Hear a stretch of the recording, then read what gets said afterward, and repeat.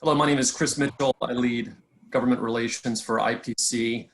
Thank you for joining. We're going to let people here trickle in for the next few minutes, and then we'll get started. Just a couple.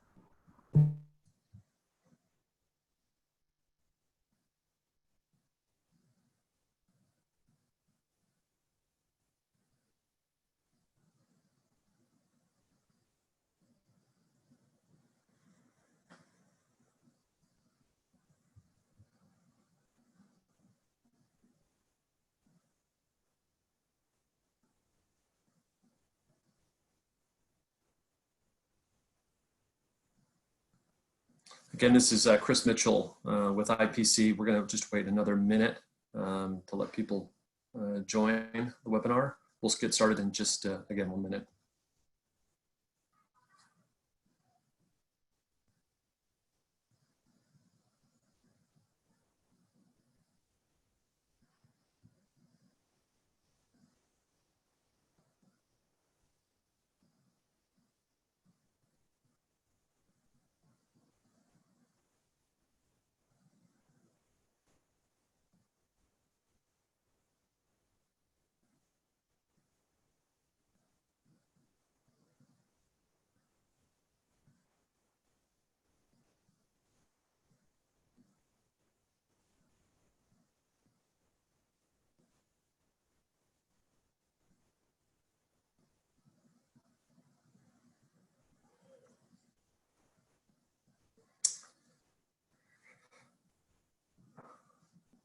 Hello, my name is Chris Mitchell. Again, I lead global government relations for IPC. Thank you for joining today's webinar on the Cybersecurity Maturity Model Certification, more commonly referred to as CMMC. In organizing this webinar, IPC is pleased to partner with Exostar. Exostar is a respected leader in enterprise and supply chain collaboration solutions with an emphasis on the defense industrial base. Exostar supports a community that includes leading defense contractors, many of whom are IPC members as well. So again, thank you to Exostar for their partnership. I'd like to make a few quick points to kick off today's discussion. CMMC aims to enhance the security posture of the defense industrial base. This is a goal that IPC and the industry acknowledge must be a priority. The scope of CMMC, however, is broad. It will affect virtually all companies serving the defense market. And given the complexity of the electronic supply chain and the sensitive nature of the information necessary for the manufacture of electronics, the CMMC burden on our industry will be significant. IPC will continue to support the industry, and we want to communicate with you as developments occur. Please, likewise, be in touch with us regarding the challenges you are facing, because we want to work with our strategic partners, including Exostar and the newly created U.S. Partnership for Assured Electronics, to help the industry navigate these the developments and achieve the certifications they need to continue to meet the needs of the defense market. I'd also like to quickly note that IPC, in collaboration with DoD, has developed IPC 1791, an open industry standard for companies to become trusted sources. The 1791 standard addresses CUI and ultimately will address CMMC as well when developments warrant. There is, I think, in getting certified to 1791, companies are also taking many of the necessary steps to ultimately get CMMC certified as well. And so we would encourage all companies to take a look at 1791, and you can reach out to my colleague, Randy Cherry, regarding the program and validation services related to it. And you can always reach out to me as well. With that, I'd like to introduce our speakers and the logistics for today's call. Ken, can you go to the next slide, please? Stuart Itkin is Vice President of Marketing and Product Management at Exostar. He oversees all of Exostar's strategic and tactical product management and marketing activities. He formerly served in senior roles at CEB, Cronus, Threat Tract, to name just a few. And we have greatly appreciated, again, his partnership in helping put this webinar together. Our next speaker is Leslie Weinstein, who is an expert in supply chain security. She is an Army Reserve Major with 14 years of military service. She is also a cyber policy consultant. She has consulted for the Defense Department's CIO, as well as the Office of Undersecretary of Defense for Acquisition and Sustainment, and for the Air Force A2 program. So again, thanks to the two of them for participating and sharing their knowledge and insights with us regarding CMMC. One last thing before I turn it over to Stuart, I want to cover just a few housekeeping items. Today's webinar is scheduled to go 1 hour, and that includes Q&A, so we'll try to be really brief and to the point on the presentation so that we allot as much time as possible for questions. All participants will be muted to enable the speakers to present without interruption. Questions can be submitted through the chat box, and also when it comes time for Q&A, you'll be able to raise your hand and we will unmute your line. In case of an outage, please wait for a minute and refresh your page. And then we will be recording this and it will be available on demand via the Exostar resource library. We will also be posting it on the IPC page. And in follow-up to this webinar, when we send out this slide deck, we will include a link for where you can find the webinar, recording of the webinar. You'll also have the opportunity to reach out to Exostar's CMMC team. We have an address for them, email address for them as well. So again, we look forward to a very constructive and insightful presentation over the next 20 to 30 minutes, and then again followed by questions. Stuart, I'll turn it over to you now. Thank you. Very good. Chris, thank you very much. And on behalf of myself and Exostar, and on behalf of Leslie Weinstein and CMMC Consulting, thank you for providing us the opportunity to speak with you all today. And let me start with the agenda and why we're here today. And I think the title says it all. Your business is going to be affected by CMMC, and it's important that you know what it is that you're going to need to do. And when I say your business, CMMC is going to affect every business that participates on a government contract, on a DoD contract at any level. Previously, organizations that exchanged CUI or controlled unclassified information were subject to the DFARS 7012 clause, needed to comply with those requirements, but CMMC changes this and changes it so that every organization, regardless of where you sit within that supply chain to the DoD, you'll be subject to CMMC requirements to some extent, and we hope to share that with you in the course of the next 30 minutes or so. So just kind of going through the agenda, the things that we are going to cover today is why did the DoD create CMMC, and specifically how is it going to affect you? Want to talk about why what we're doing to now hasn't worked and how CMMC is different from current regulations that organizations are subject to. I'd like to share with you a little bit of a snapshot of where your peer organizations stand with respect to being ready for CMMC. And finally, how is it that your customers, the contractors that you work with, how are they looking at you? I'm then going to turn this over to Leslie, and who's going to kind of give us a bit of a tutorial on CMMC, kind of explain the landscape, kind of who's who in the zoo, what's going to happen and when, what you should expect, how you know what level is right for you to be certified at, the process to be able to go through certification, and finally, what resources are available to you. And the good news is that there are quite a few resources that are available. And as Chris said, we'll end with time to be able to answer your questions and answers. If we don't have the opportunity to get to all questions that are submitted, we'd be happy to respond in an email consolidating that information and distributing it to everybody who's on this webinar today.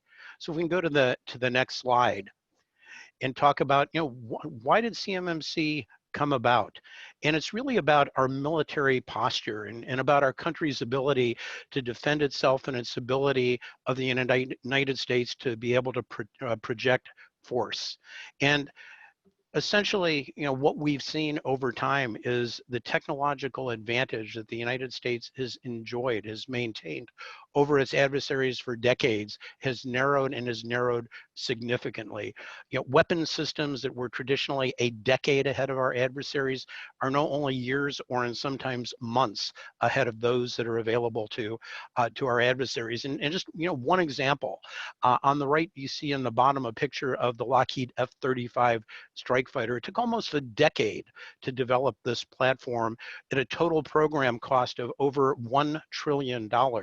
Yet in less than 2 years from the date in which the F-35 was introduced into theater, the Chinese unveiled a plane called the J-31. It's almost a carbon copy of the F-35. Hard to tell the difference between the two of them. And what's clear is that the technological advantage that we have had is narrowed. And it's not that our adversaries have become better technologists, it's just that they've become better thieves. And according to Katie Arrington, who is the CISO for the Undersecretary of State for Acquisition and Sustainment, we're losing over $600 billion a year to adversaries in exfiltrated, that means stolen, information. And who are they stealing it from? They're stealing it from you. If you were a nation state actor, are you going to attack somebody like Lockheed Martin with its kind of formidable defense team and all of the cyber defenses that it has in place? The answer is probably no. Who is that state actor going to attack? And they're going to target the subcontractors, the suppliers, organizations like yours. And according to Ellen Lord, the Undersecretary of Defense, her comment is that the supply chain is the Achilles heel of the national security. And really that's why CMMC is happening, and how it will affect your business. And what you need to recognize is that you're not just the target, but you're also the victim. The information, the intellectual property that's being stolen, that comes out of the research and development that your organizations are performing. It's information that you've invested your money in, and that's what we're talking about through this, the information that is being stolen by or out of the supply chain. So if we can have the next slide, please. So, so why has the supply chain been, so vulnerable? So talking a little bit of alphabet soup, under the DFARS clause 252-204-7012, or it's often referred to as just 7012, suppliers that receive or exchange CUI must comply with NIST special program 800-171, a special publication that provides recommended requirements for the protection of CUI or controlled unclassified information. And it controls 110 distinct controls that must be followed, again, under 800-171. We could spend a whole session talking about what CUI is and what it isn't, probably. But to keep it simple for the moment, think of it as the information that's most valuable to threat actors. It's information like legal materials, it's technical drawings, it's intellectual property. And when we look at 800-171, there's basically 4 reasons, why it hasn't worked. The first is, it's about compliance. It's about needing to do something, about being able to check a box and say, this is done. And typically, organizations that take a compliance mindset, look at the cheapest, easiest, least expensive way that they can simply check a box. If there's a requirement that says I need to put a lock on the door, well, I can buy a cheap lock for 10 bucks that somebody can easily break into. Am I secure? Absolutely not. But have I complied? Absolutely. And what I'd suggest is that there is many companies out within the DoD supply chain whose IT networks are simply protected with $10 locks. Second, 800-171 involves self-attestation. Effectively, you grade your own test. You determine whether, in fact, you've satisfied each of those 110 controls. The The DCMA a year ago published a report in which they audited 10 prime contractors, large contractors, who claimed that they were NIST 800-171 compliant, but 9 of them failed the audit when they went under the scrutiny of DCMA. A number of reasons that could have been. They may have used a different standard or a different interpretation of each of those requirements from that the auditor used. They may have just graded themselves more leniently, or in some cases, they may have represented or misrepresented, more appropriately, their compliance. And while this was not the case with any of the organizations in this particular DCMA report, there was a case recently in the news in which one prime contractor simply falsified its self-attestation with respect to 800-171 and was subsequently charged under the False Claims Act. Third reason is that 800-171 allows for what's called a POAM, or a plan of actions and milestone. And so if you haven't implemented a control, if you haven't bought a lock for that door yet, you can simply create a plan for buying a lock and installing that lock, and having that plan makes you compliant. Being able to show, I haven't done it yet, but I plan on doing it, and here's the plan that I intend to follow.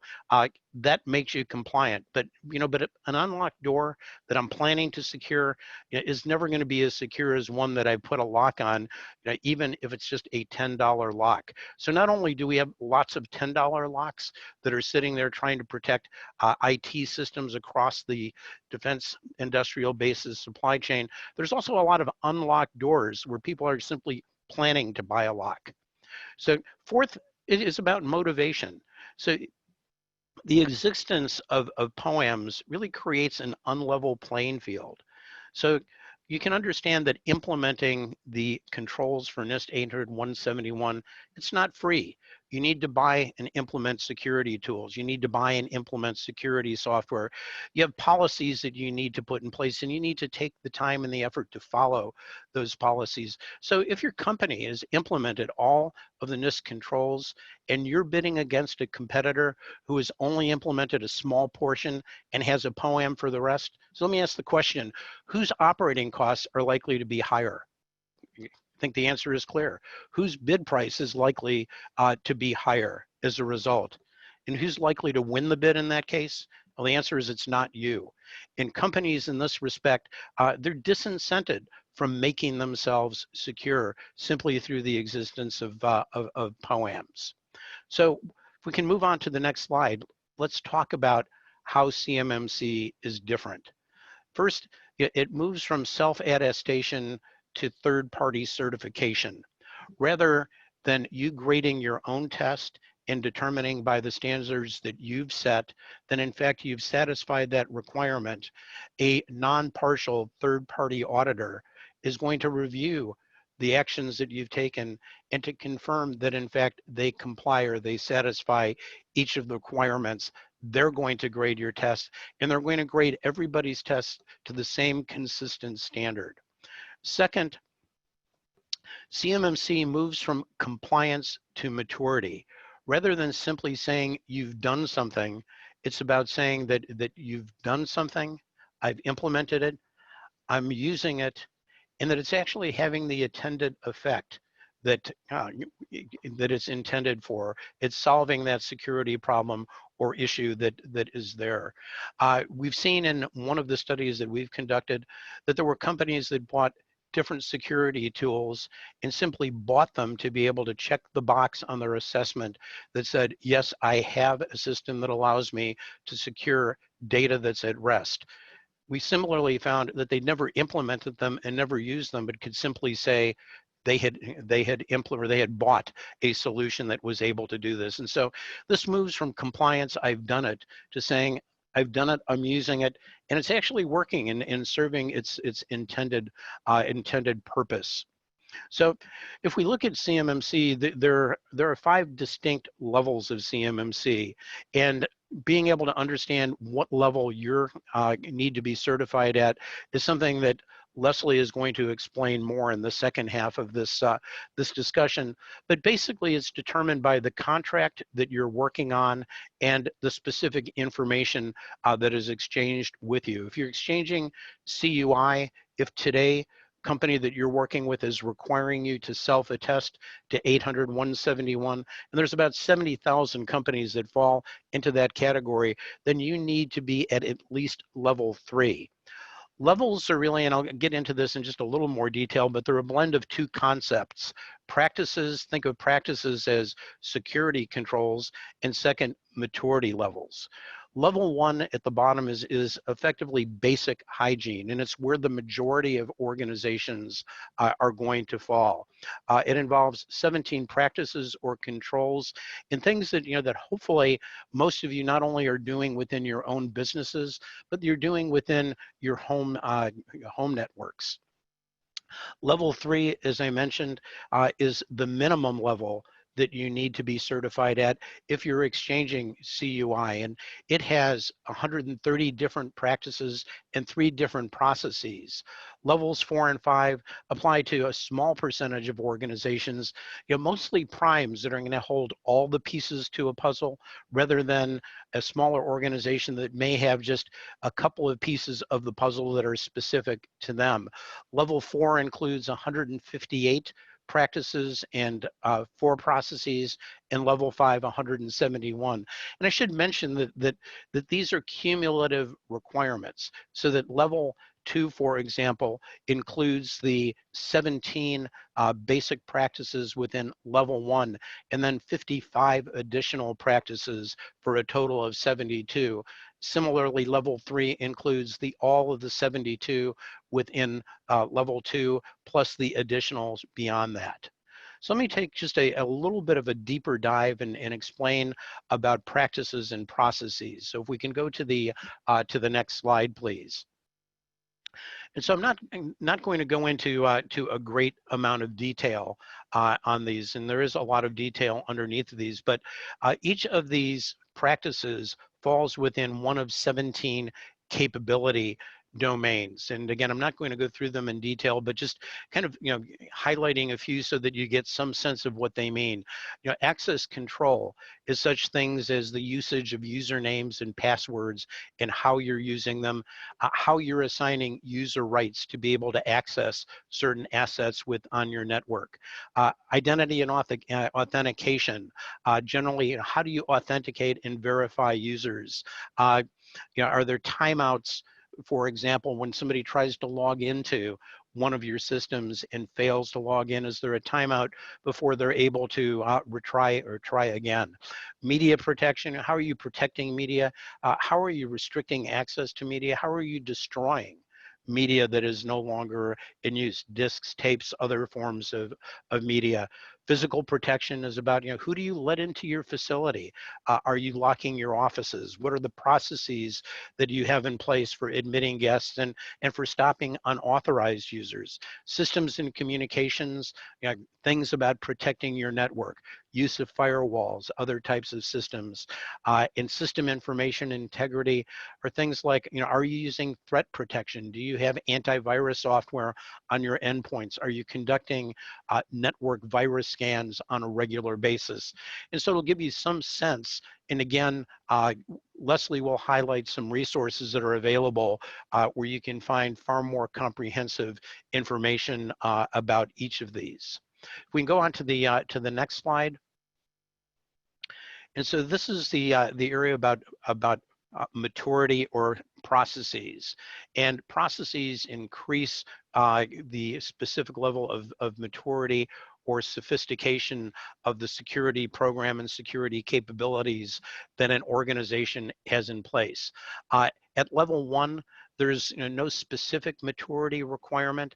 It's simply ensuring that things that are required, the 17 17 practices are performed, and where they're required, when they're requirement, they've been documented.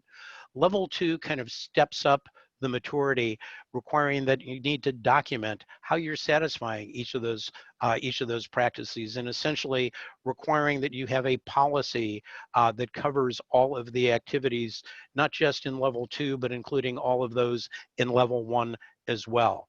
Level 3 is about having a plan to manage the activities that you have in place, and essentially you need to have a plan. A plan needs to exist, it needs to be maintained, that covers all of the activities. Level 4 and 5, as I mentioned, which really applies to larger organizations, mostly to primes. Level 4, it's about review or assessing the effectiveness of the plans and policies, reporting the results of the controls that are in place, and effectively taking corrective action to ensure that they're having the intended effect. And then finally, level 5 is about optimization, or ensuring that policies, practices are consistent across an enterprise organization. And again, more information can be found in some of the resources that we'll reference at the end of this. So let me kind of give you a snapshot of where companies like yours stand right now with respect to CMMC readiness. If we can go to the next slide. So we did a little bit of a report card, first in October of last year, and then about 3 months ago, to be able to kind of assess the awareness, the understanding, and the preparedness of organizations. And when we first did this in October, we found that the awareness of CMMC was poor. Today, we've seen that it's progressed from somewhere between neutral to good. Back in October, the understanding of CMMC was virtually non-existent. Yet today, people are developing more of an understanding of CMMC, but it's still not at the point where it's neutral. There's a long way to go. And finally, with respect to preparedness, overall, the state of the defense industrial base is just a long way from being ready to be able to comply with the CMMC requirements. Just the information on the right, I'll go through this quickly, is some information that was developed by a partner of ours called Verify Incorporated, who has done a CMMC supply chain readiness assessment. And just if we look at the slide on the bottom right, this gives you some idea of the breakdown of organizations that they've surveyed within the supply chain to the DoD. What percentage of the business of those companies is DoD contracts? And what they have found is that in general, it's less than 20%, or the majority of companies, less of their business comes from DoD contracts, yet that portion of the business that is associated with DoD contracts will be subject to CMMC requirements. If we move over to the bottom left side, the same set of organizations overwhelmingly reported that they believe that they are going to need to be certified at level 3, or the area in which there are 170 practices and 3 processes that need to be satisfied. And then finally, looking at the chart that's at the top left, where organizations are now, what's important is the journey they need to take, and ultimately every organization needs to be at the red bar. And 100% of organizations that support or supply to the DoD need to have completed their compliance with CMMC. And here we can see that, again, organizations are somewhat starting along that journey, and it's a journey, again, that's important to take. Last point, if we can go to the next slide, is how is it that your customers are looking at you? How are the primes that you do business with consider each of you? And what I can tell you is that they look at you from a risk lens. They want to understand how much risk you represent to them, and how much risk they're going to accept, how much risk they're willing to accept. And it's not just cyber risk they're looking at financial and legal risk associated with your business, performance risk, or your ability to deliver against a contract, ethics and reputational risk. And again, remember, they see you as their Achilles heel. They see you as the point at which their ability to supply to the DoD is threatened. And while a lot of what we talk about is about technology and security, this is as much a business decision for you and your organization to make the investments that are required to be ready for CMMC at or before the time you're required to. And so with that, let me turn this over to Leslie, who will tell us some of the specifics. Hi, thank you, Stuart. Next slide, please. Okay, before we get started on a lot of the information that Stuart alluded to, I want to give everyone a common understanding of the landscape and identify some of the major players in this space. The CMMC has a ton of acronyms, and unfortunately, the major players are no different. They all have acronyms, and so I want to spell out what exactly they mean so that if you hear these words thrown around, you understand who they are and what they are doing in the space. So the first major player is OUSD ANS, or the Office of the Undersecretary of Defense for Acquisition and Sustainment. It's oftentimes referred to as ANS or OUSD, but it is Katie Arrington's office. She is the CISO, or the Chief Information Security Officer of ANS, and her office is the CMMC Project Management Office, or the PMO. And they are ultimately responsible for maintaining the CMMC framework. They have it, they've published it, they own it, they update it. They have a free copy on their website, which I have the URL on a subsequent slide. But that is the requirement where you should go check out the CMMC requirements. OUSD ANS will also be publishing the assessment guide. We do not have an assessment guide at this time, but it is DoD's responsibility to publish the assessment guide. So I'm not sure when that's due, but DoD will be publishing that. The next major player is the CMMC accreditation body, or the CMMC AB, or sometimes just called the AB. They are a private company under an MOU, a memorandum of understanding with OUSD ANS. The memo is between the Undersecretary and Ty Schreiber, the chairman of the board, and they were tasked explicitly by DoD to manage and oversee the CMMC accreditation of companies and also the certification of individuals who will be the assessors, which leads into the C3PAO. The C3PAO is the company that employs the individual assessors. So to get a CMMC certification, you will have to be assessed by a C3PAO that is recognized by the AB. The assessors themselves have the certifications, and the AB blesses off on the C3PAO. So before you pay somebody who says that they can get you CMMC certified, if you believe that you are achieving a certification that DoD will recognize, make sure that you're verifying that they are actually a C3PAO that's blessed off by the AB. At this time, we do not have any C3PAOs that are available. The AB has applications open right now for assessors and for C3PAOs, but by best guesses, I think they're going to be hitting the streets in earnest in spring of 2021. So make sure you guys keep your eyes open on that AB website, which will list the official group of C3PAOs. Next slide, please. Okay, this is the CMMC timeline. There's a lot of information here. Don't worry, I put it all here for reference. I'm not going to talk about every single bullet. The DoD has laid out a 5-year implementation timeline, starting with the publication of the CMMC framework in January of this year, ending with October 1st, 2025, which is the beginning of FY, or fiscal year 26, when DoD says that all of their contracts will have the CMMC requirement. DoD has planned to phase in the requirements into new contracts. The bar graph at the bottom represents the number of companies that will be contractually impacted by the CMMC requirement. Starting in fiscal year 21, DoD believes that only 1,500 companies in the defense industrial base will actually be impacted by the CMMC. You can see the red star, which is where we are in this timeline. So we are very early in this timeline. However, as Stuart alluded to earlier, your primes are viewing you through a lens of risk. And a lot of primes are already asking their suppliers to become CMMC compliant, even though it probably will not show up as a contractual requirement until much later on.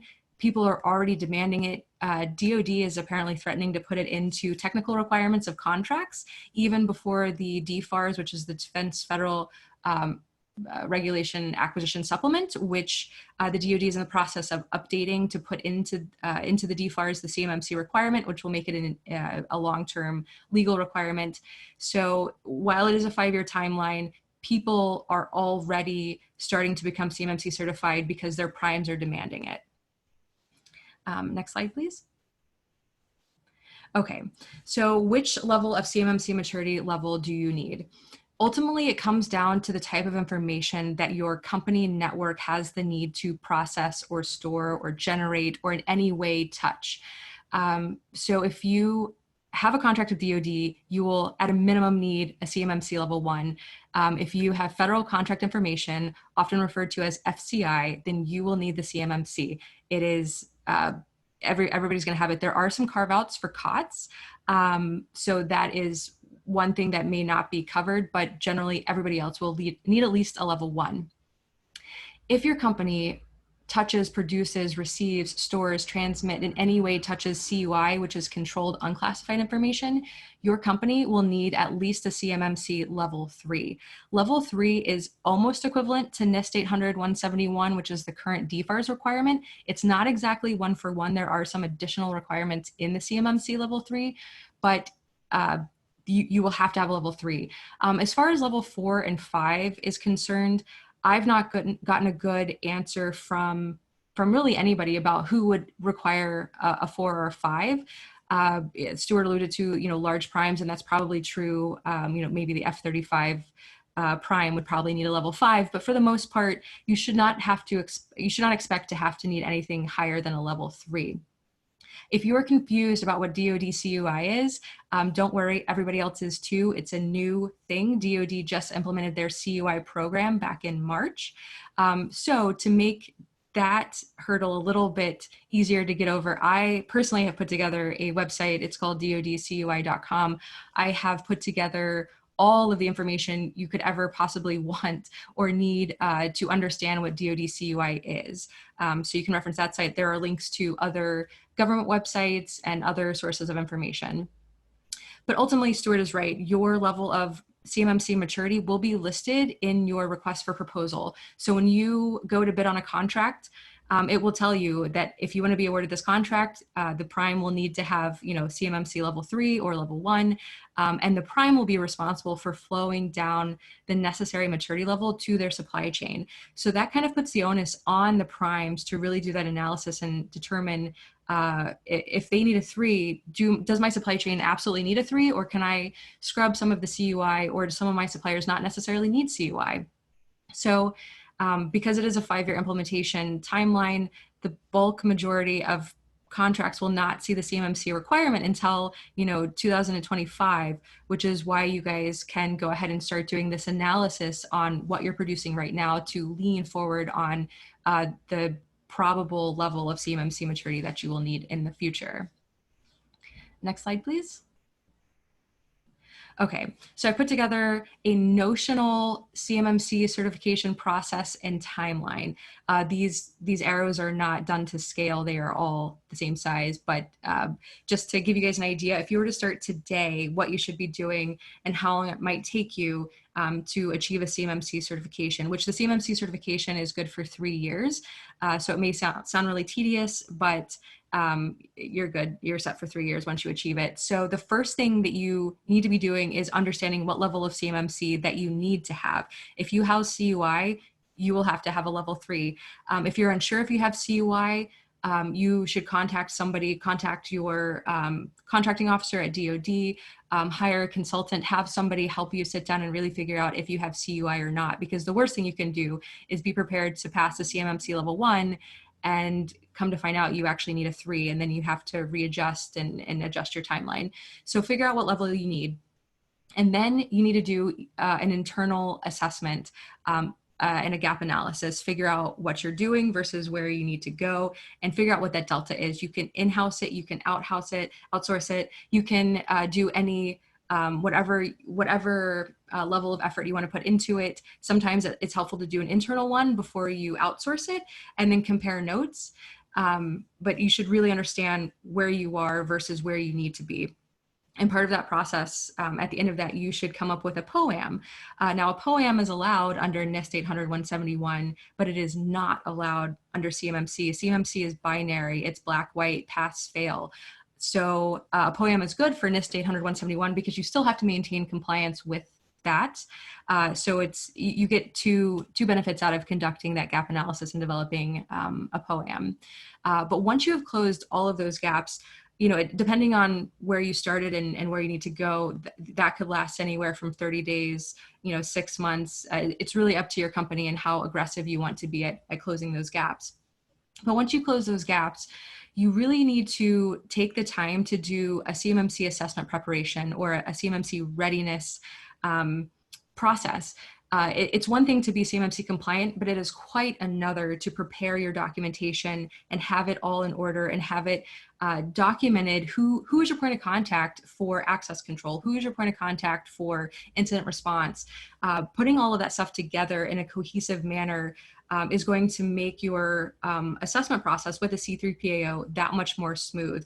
One, you're going to give your company leadership that level of comfort knowing that you guys are fully prepared. Two, it'll give you a good idea that you're going to pass or not. If you're going through the CMMC assessment preparation and you come across a gap that you didn't realize you have that opportunity to go back and fix it instead of doing that with a C3PAO on site.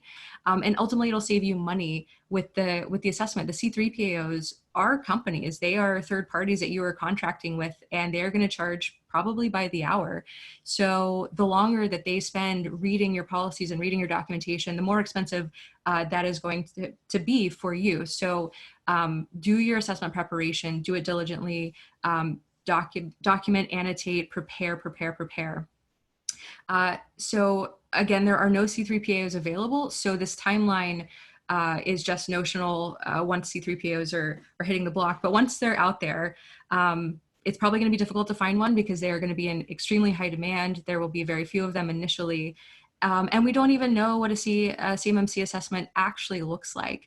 I imagine that the timeline of an assessment is based on your maturity level, your preparation efforts, and where you are versus where they are. What we know right now is that the C3PAOs will have to be on site for the CMMC assessments. So you'll probably be having to pay for travel if they're coming in from out of town. There might be some pre-assessment activities that might be required.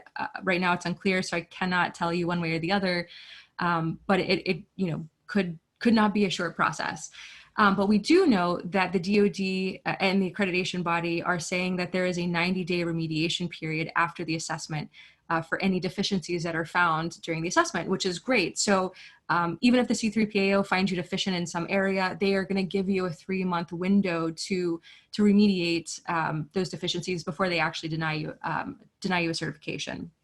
So once they've done the assessment, the assessors will send that information to the accreditation body, and the accreditation body will grant you that CMMC certification, which will be good for 3 years from the date that it is issued to your company.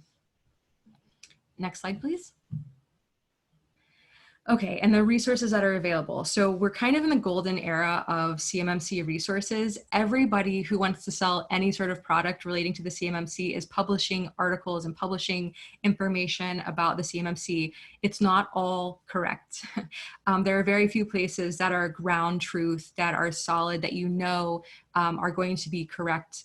And those are the government resources and the accreditation body. Those right now are the only two entities that are allowed and authorized to produce material. So as I said earlier, here is the OUSD ANS's website. This is where the model is located right now. And there's also a set of CMMC appendices that accompany the model. The appendices are over 300 pages, and it explains control by control exactly what it is, what it means, where it's sourced from, and it gives you an example, like a CMMC example for every single control. And once the CMMC assessment guides are published, ANS should publish them on their website. I'm assuming, I'm just guessing at this point. The CMMC AB website, that is where you will go to find a certified, approved, authorized, recognized C3PO, and that is the only place that you should go to check it. Before you spend money on a C3PAO, verify that they are approved by the AB. And again, that list doesn't quite exist yet, but once they start rolling out, the AB should be updating that.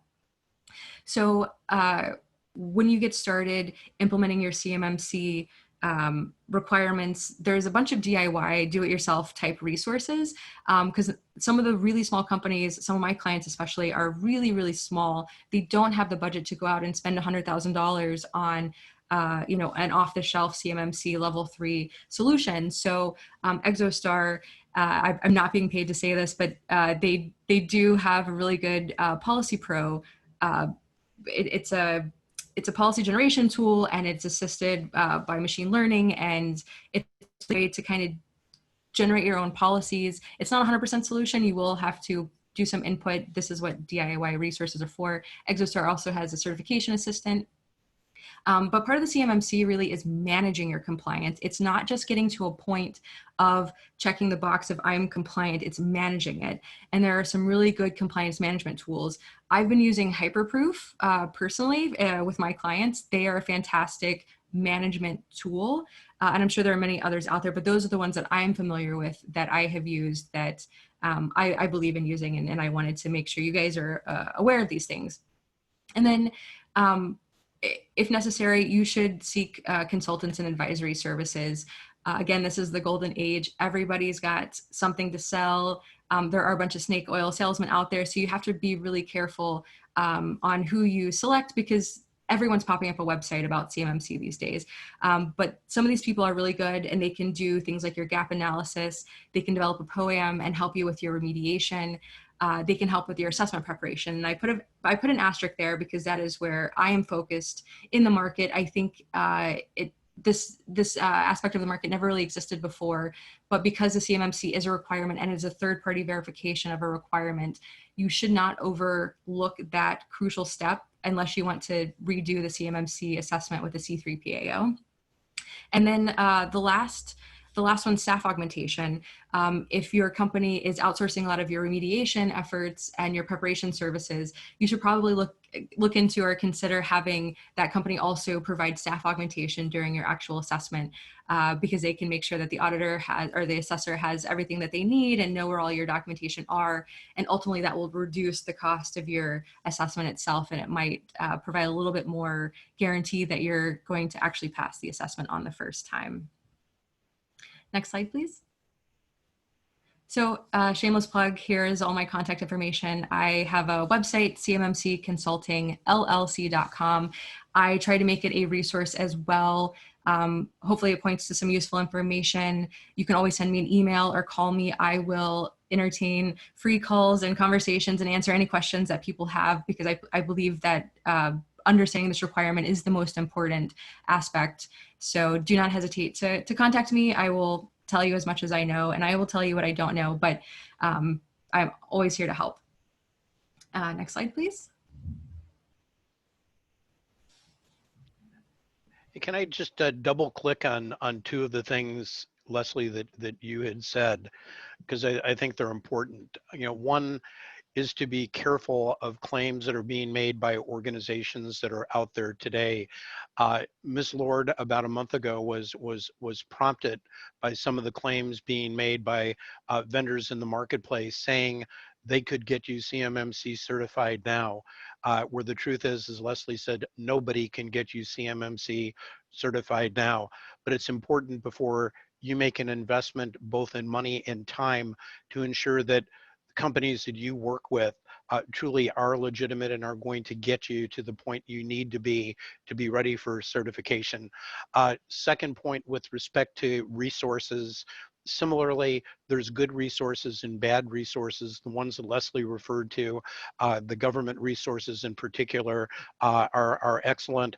One other that we point to is a resource that was created by the DIB Sector Coordinating Council, and this is a group that operates under the National Defense ISAC, and it's comprised of many of the large primes. They have created a website called Cyber Assist. You can find it by Googling Cyber Assist website. Unfortunately, that's not its URL, but they have assembled and continue to assemble a wealth of information for organizations to help them understand, help them prepare and go through the process of CMMC.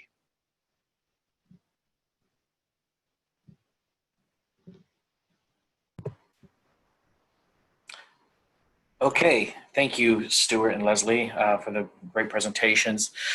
We do have a few questions that have come in the Q&A box, and I will go ahead and, it looks like we have 4 so far, actually 5, another one just popped up. So I'm gonna go ahead and read through these as time allows. I'm gonna give you a few minutes to answer each one. The first one is the question, isn't DoD going to have to amend the DFARS to implement the CMMC?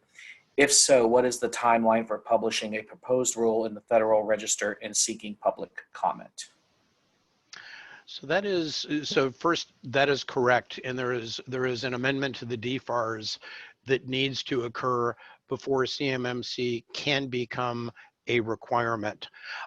This is a process that is ongoing. It's a process that was affected by COVID.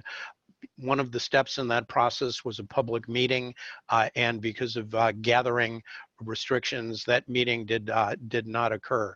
The process is still continuing to move forward.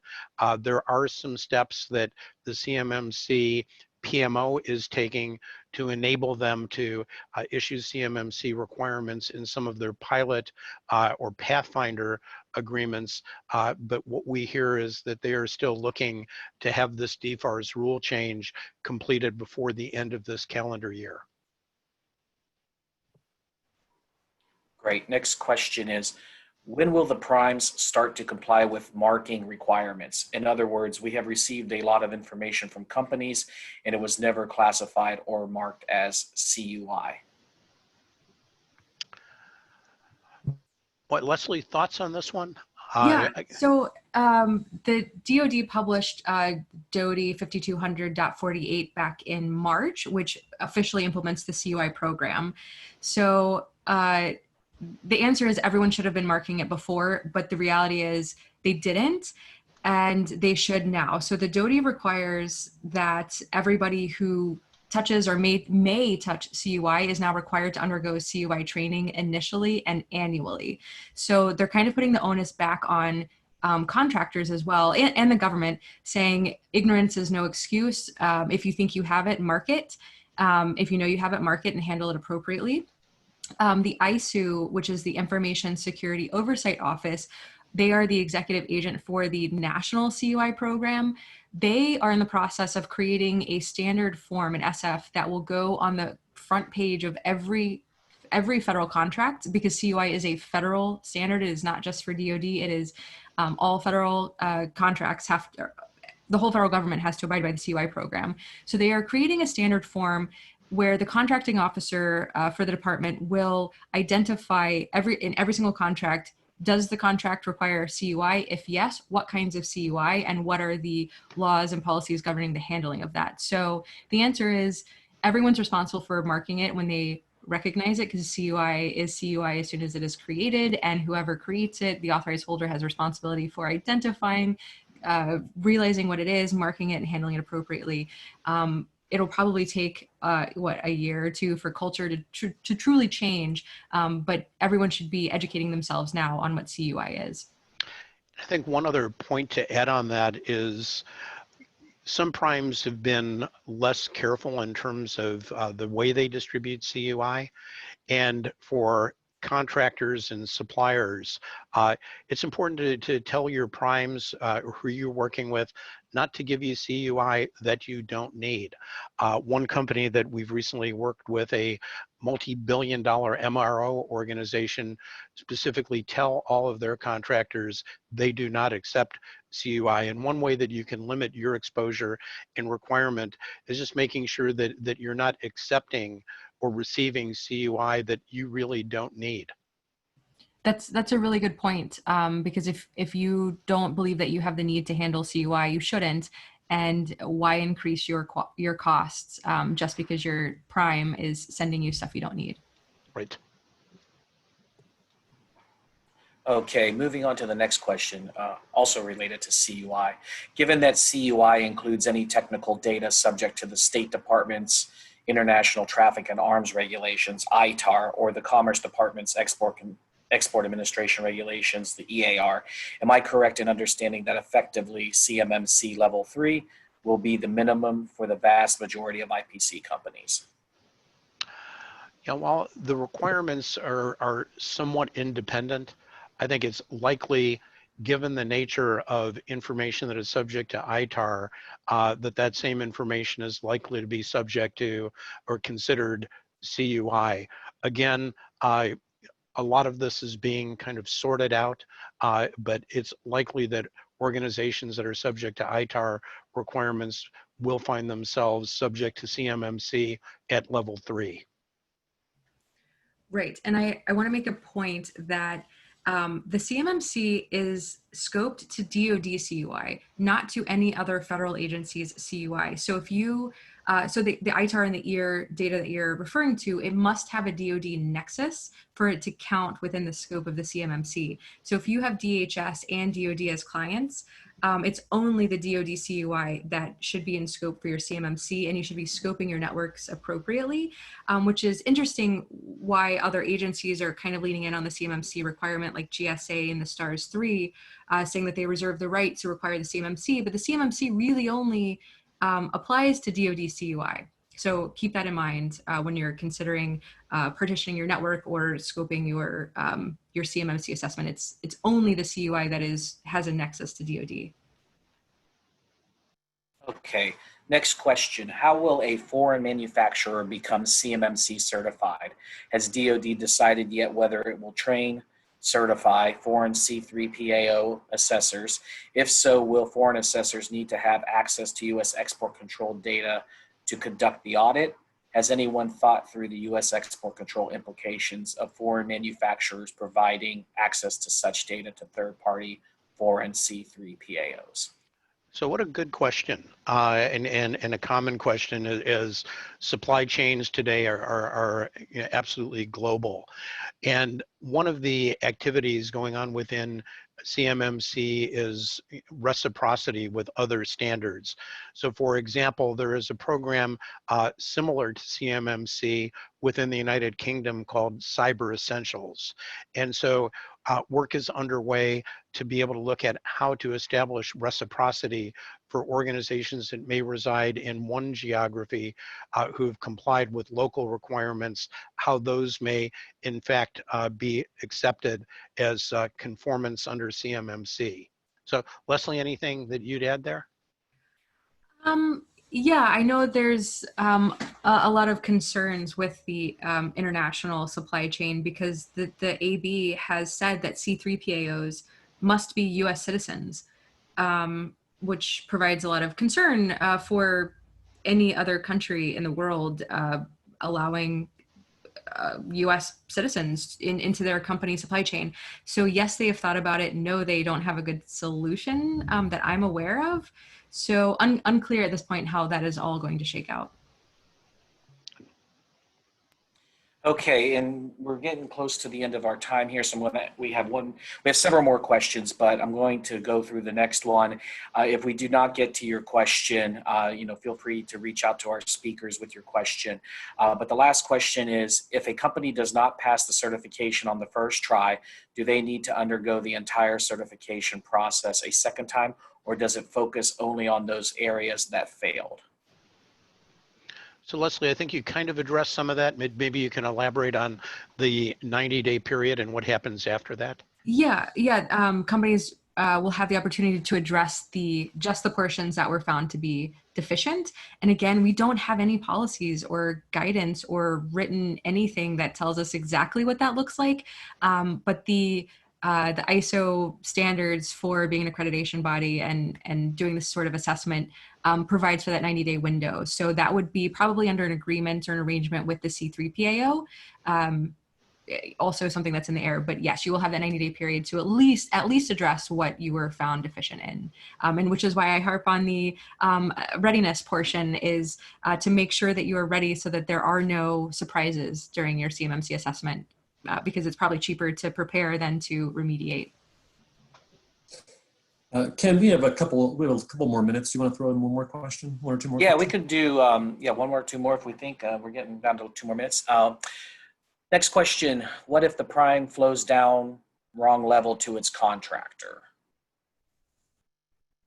Well, I think there's a lot of things that have been anticipated as the CMMC, as well as the AB is developing processes and so forth.